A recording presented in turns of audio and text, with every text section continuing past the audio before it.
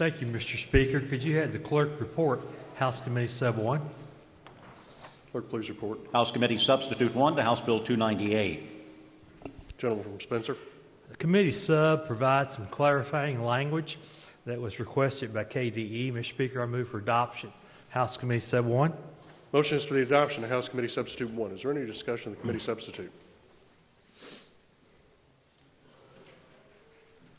Seeing none, those in favor signify by voting aye.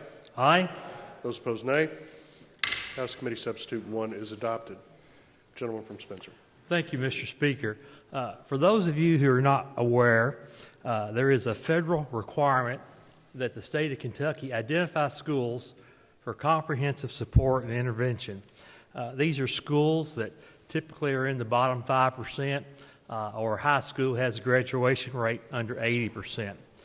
2 years ago in the state of Kentucky, we had 28 schools identified in the CSI category. 8 of those schools went out, so the current year we're down to 20 schools, which is a good improvement. However, we only identify these schools every 3 years. So I reached out to KDE and asked the question, if we had been identifying schools in the current year, how many additional schools would there be that would be classified for comprehensive support and intervention?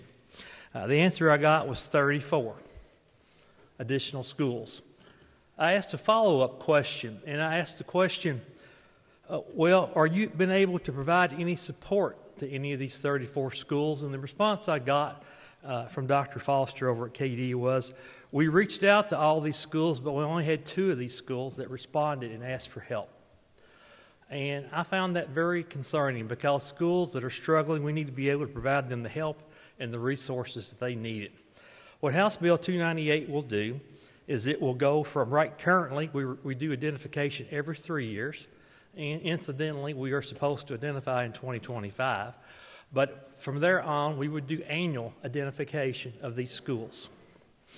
It also adds a provision, when they do these identified, one of the things that the Department of Education does is they go in and do a management audit to try to find out what the reasons are and what the situations are that are causing issues in this particular school. And one thing that we added to this management audit in statute, there on page 4, is that KDE would provide an assessment and a recommendation to the superintendent regarding the principal's capacity to lead the turnaround effort in the school. We all recognize the importance of leadership in the building.